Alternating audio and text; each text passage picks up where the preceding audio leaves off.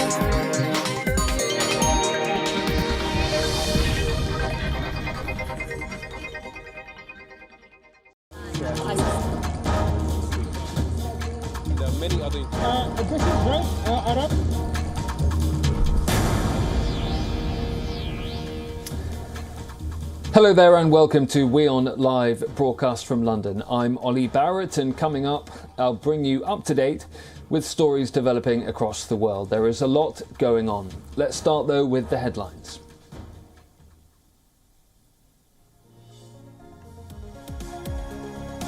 North Korea fires 2 ballistic missiles into the sea, according to the South's military, days after Pyongyang said it had successfully tested new long-range cruise missiles.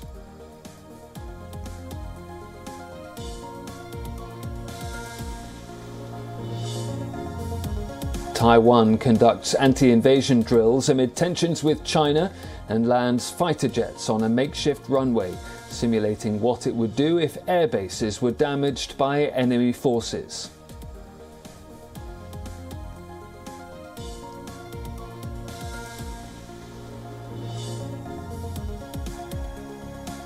US Secretary of State Antony Blinken says an investigation is underway into the strike in Kabul that killed an aid worker rather than an Islamic State militant.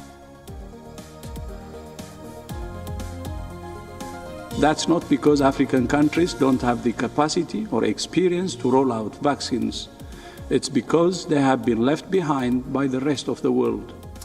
Under 3.5% of Africans are vaccinated against COVID-19, far short of the official target of 60%, according to Africa's Centers for Disease Control.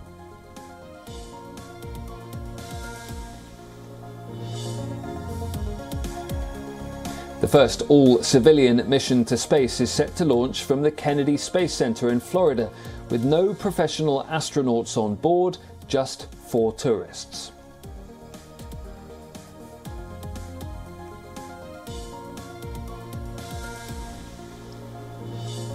And the Champions League season begins with a major upset. Cristiano Ronaldo scores for Manchester United in Switzerland but young boys snatch a dramatic 95th minute winner, with United playing more than an hour with 10 men. What a gift! And John Sibachu in the last minute of North Korea has fired 2 short-range ballistic missiles into the sea. It's Pyongyang's second launch in less than a week. This as China's foreign minister visited Seoul. Pyongyang is under a self-imposed blockade after closing its borders early last year to protect itself against the coronavirus pandemic. In response, South Korea successfully test-fired a submarine-launched ballistic missile. The missile was fired underwater from the newly commissioned submarine An Chang-ho and flew the planned distance before hitting its target. Before all of that news emerged, Chinese Foreign Minister Wang Yi said, and I'll quote him here, "All countries should help peace and stability on the Korean peninsula." For example, he went on, not only the North but also other countries are engaging in military activities. Wang Yi said, "We all have to work together toward the resumption of dialogue." Now, North Korea is under international sanctions for its nuclear weapons and ballistic missile programs. It says it needs them to defend itself against a possible US invasion. The North's weapons programs appear to have made rapid progress under leader Kim, but the country has not carried out a nuclear test or an intercontinental ballistic missile launch since 2017. The short-range ballistic missiles fired during the latest launch flew about 800 kilometres at a maximum altitude of around 60 kilometres, according to media reports from the south. Japan's Prime Minister Yoshihide Suga was the first to condemn North Korea's missile test, calling it absolutely outrageous. 本年3月25日以来、約6ヶ月ぶりの弾道ミサイル発射は、我が国と地域の平和と安全に安全を脅かすものであり、言語道断です。国連安保理決議にも違反しており、厳重に抗議するとともに強く非難をします。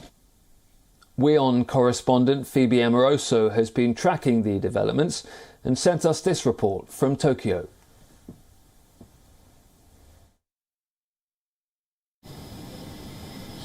Absolutely, the timing is definitely very significant as the Chinese foreign minister is visiting. Some are interpreting this launch as a message to Beijing as to not to forget about Pyongyang.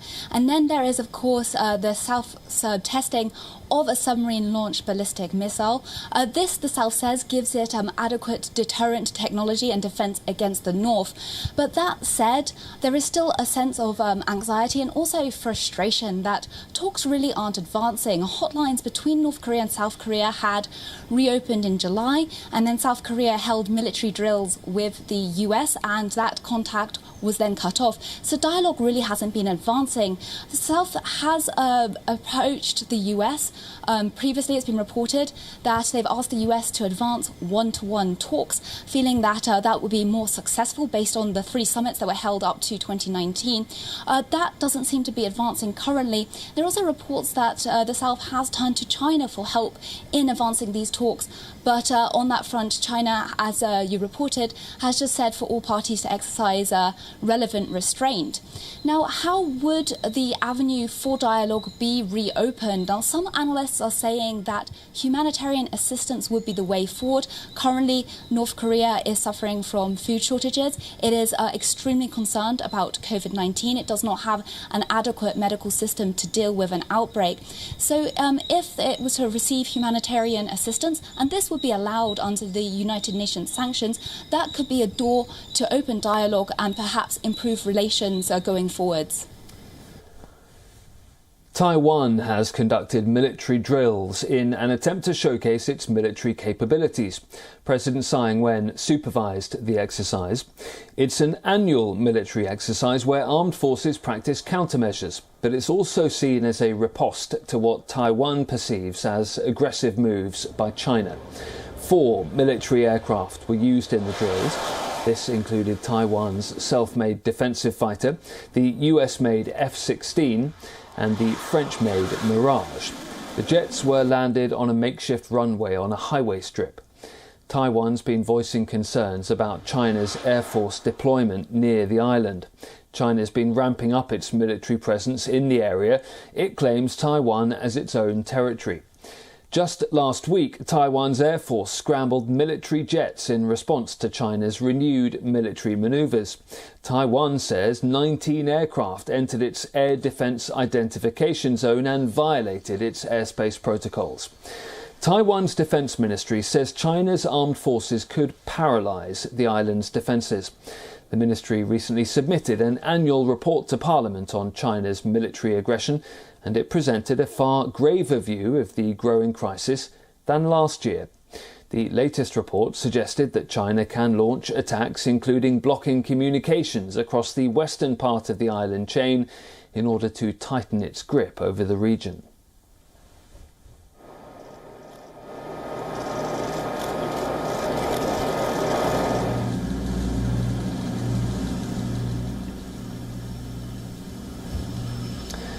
China's ambassador to London has been barred from Parliament in the British capital. The decision from the Speakers of the Houses of Commons and Lords comes after Beijing imposed sanctions against some British lawmakers. They had highlighted alleged human rights abuses in China's Xinjiang province. Ambassador Zhang Zheguang was prevented by the Speakers from a meeting in the UK Parliament after the invitation had sparked outrage among some British politicians. Zhang Zheguang was due to address a group of members from the House of Commons and the House of Lords. The sanctions came into effect in March. 9 UK lawmakers were banned from entering mainland China. This after they criticised Communist Party policies, particularly those affecting Uyghur Muslims in China's northwest region. China's sanctions came shortly after Britain, the US and Canada imposed a set of fresh sanctions against Chinese officials over the alleged violation of human rights in Xinjiang.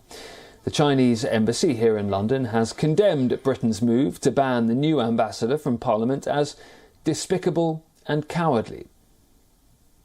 Thoughts of the House. Let's go to the Leader of the Opposition. Here's Starmer. Thank you, Mr. Speaker. Now, it's been a month since the Taliban took over Kabul, and Afghanistan may be plunging deeper into a political crisis. There is a lack of trust among many civilians who fear Taliban fighters. This is leading to sporadic protests across the region against Taliban rule. Thousands have taken to the streets in Kandahar. A former government official claims that around 3,000 families were asked to vacate their houses so they could be handed over to the Taliban. The families were reportedly given 3 days to leave. This angered many civilians and some took to the streets. Protesters gathered in front of the governor's house. Some reporters covering the march said they were harassed and beaten by Taliban guards along the route. The affected area is predominantly occupied by families of the Afghan security forces. Kandahar's governor has temporarily stayed the eviction order. Meanwhile, many Afghans who are facing a financial crisis fear they will die of hunger. Unemployment rates in the country have risen to an unprecedented level. Former civil servants have lost their jobs, and many have not received salaries since July. In Kabul, the Taliban is now being urged to focus on creating job opportunities.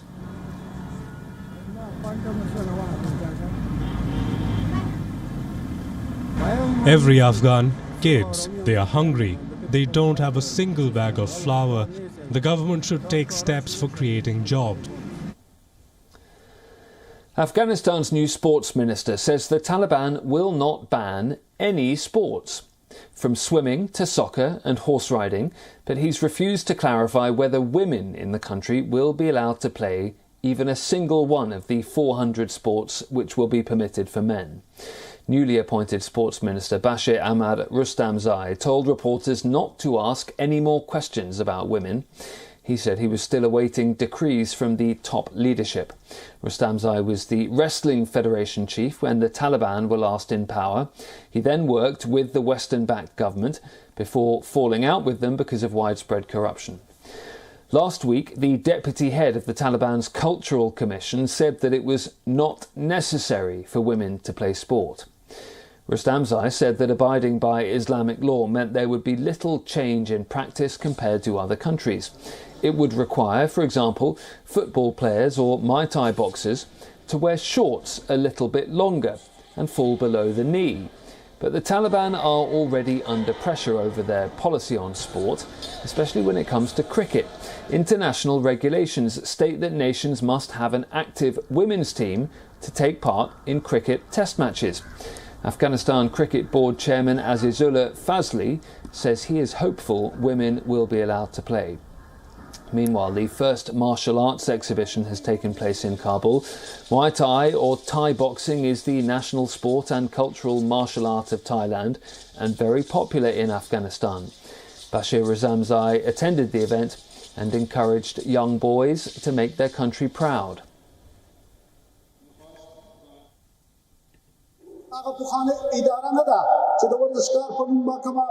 بودجه راتللا او هغه به عايش نوش کېدله په عیاشۍ او په بلند منزلو به مصرف کېدله شخصي بلډینګونه به جوړېدل انشاءالله بعد د شرعي نظام ده او د تاسو په خدمت کې ده کومه بودجه کومه سرمایه چې د ورزش لپاره امارت اسلامي افغانستان معلوموي هغه به که په زوري که په رضا که په هر مبارزه یې په ورزشکار به مصرفېږي د ورزشکار په خدمت کې به وي. During the Taliban's previous rule from 1996 to 2001, women were completely banned from playing any sport, while men's sport was tightly controlled. Sports stadiums were regularly used for public executions.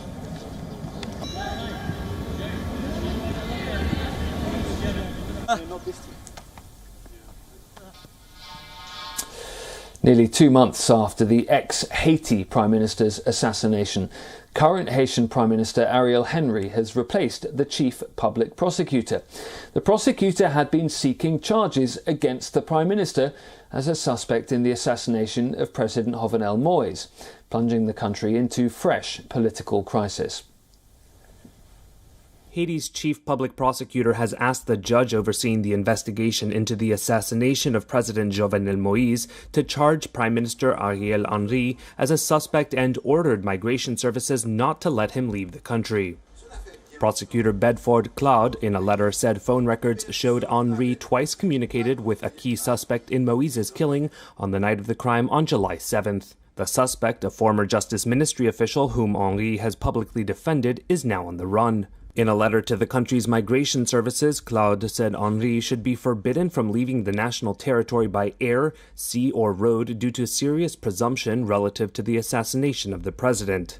A member of the Prime Minister's communications office said it did not have an immediate comment. Haiti's Office of Citizen Protection demanded on Saturday Henry step down and hand himself over to the justice system. Henry retorted on Twitter that he would not be distracted from his work.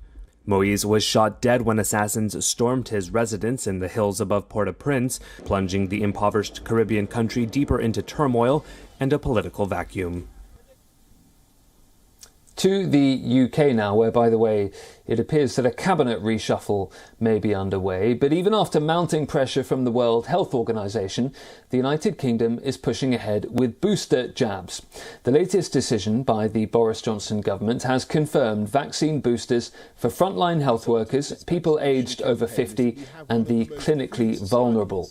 The Prime Minister says the programme will mean hospitals can bear the burden of winter COVID infections without the need for another lockdown. We are confident in the vaccines that have made such a difference to our lives. And we're now intensifying that effort, offering jabs to 12 to 15-year-olds on the advice of the chief medical officers who've given that advice based on the health, well-being and educational prospects of the children themselves. And for over 50s and the under 50s who are at risk or more at risk, we're now motoring ahead with the booster programme, a third dose 6 months after your second dose. And so that's going to mean we're going to be building even higher walls of immunisation of vaccine protection in this country. The UK government's primary goal remains to get everyone vaccinated first time around. Official numbers show around 5 million people who are eligible for a vaccine still haven't come forward. Prime Minister Johnson's also outlined a so-called Plan B, which includes measures such as mandatory vaccine certificates, mask-wearing rules, and urging people to work from home if COVID infections get out of control.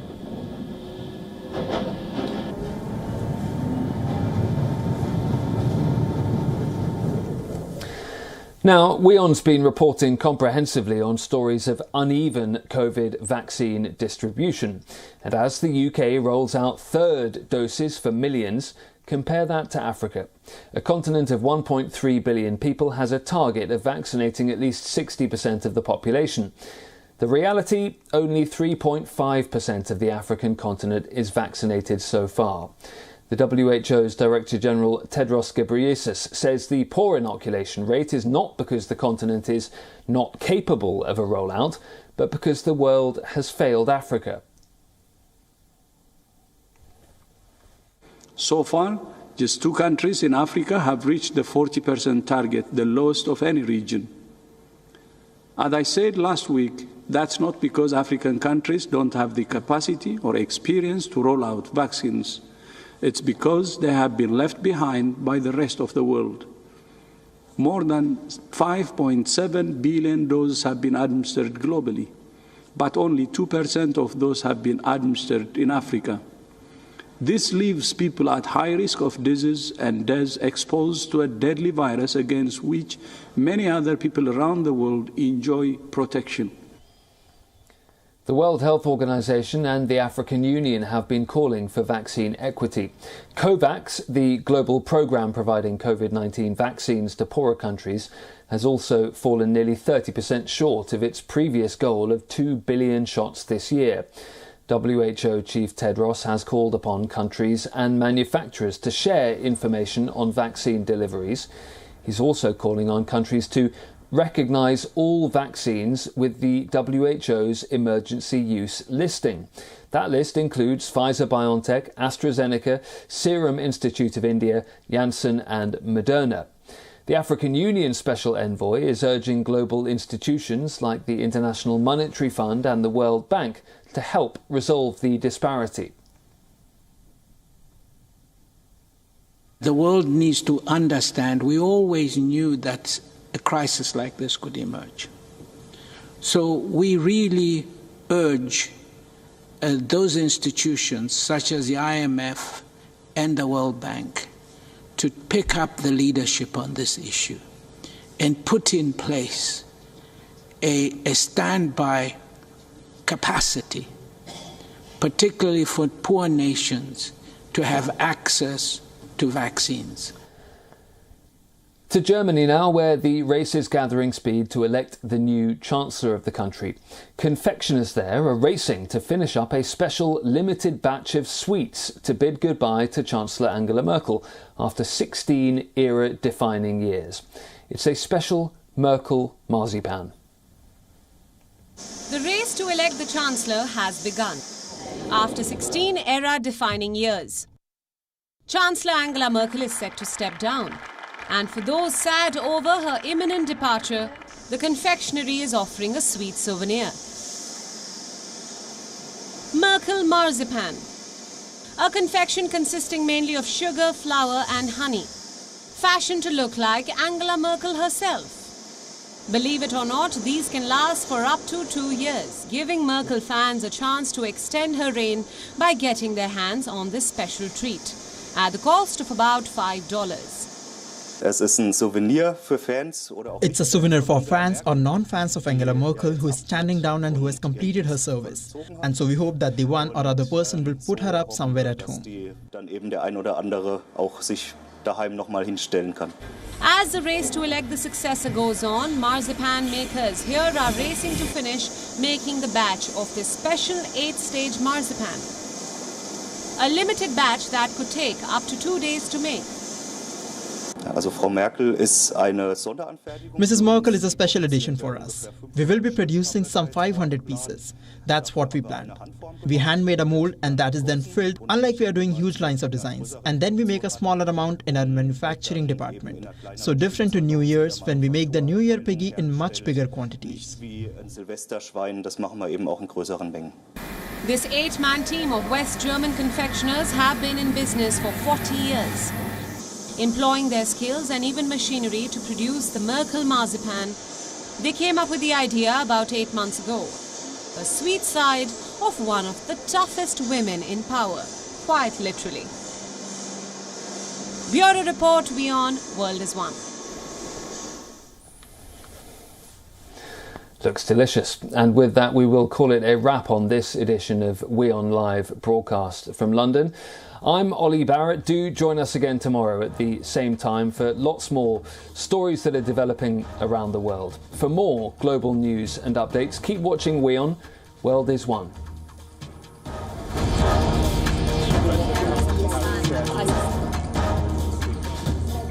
There are many other... this is right, Arab.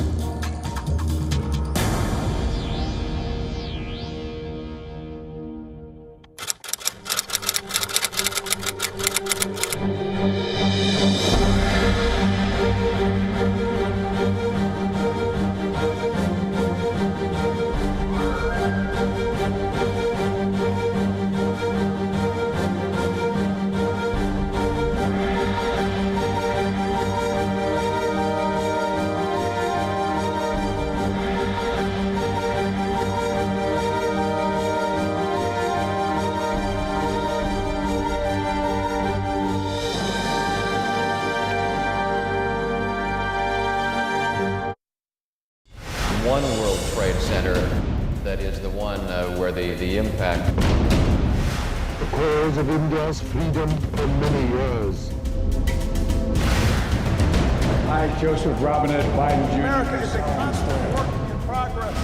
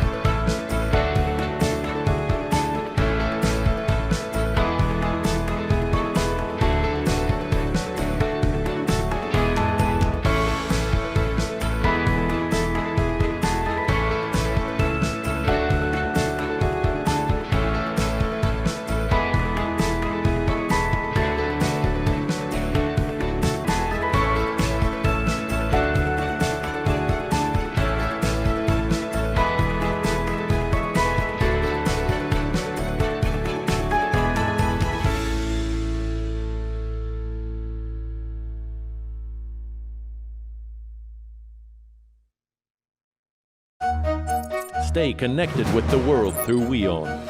Like the page on Facebook. Follow us on Twitter for new alerts. Instagram for videos and images. And the website for the latest news, views, and analysis. WIOnews.com. World is One. Let me show you some pictures you've most probably already seen. 14.2 million women in Afghanistan have been abandoned by their president. 14.2 million women have been abandoned by so-called human rights champions the world over. Today, their tormentors are outside their doors and the world is quoting statements from press conferences. It's sad, it's tragic, it makes you angry. But what do? A lot, I say. We can be their voice. We can tell their stories, their hardships, their bravery, their spirit of resistance. And we plan to do that. Hashtag Save Afghan Women. Write to us, get on social media, organize protests, launch fundraisers. Whichever part of the world you're in, put pressure on your government. Do not let them forget that 14 million Afghan women have been chained by a brutal regime already. We have a chance to save them, but only if all of us join the fight. Write to WION with hashtag Save Afghan Women. Join the Gravitas campaign.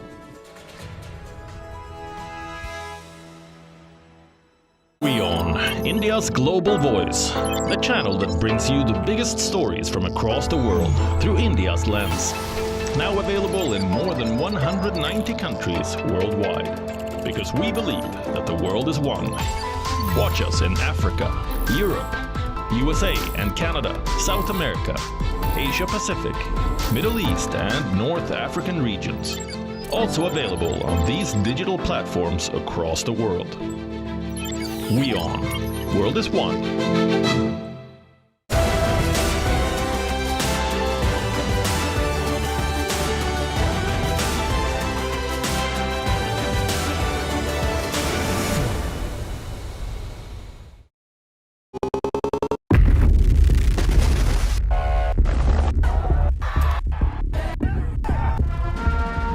Joe Biden, now the 46th president of the United States, has a full plate in front of him. Afghanistan has been the heart of American military power.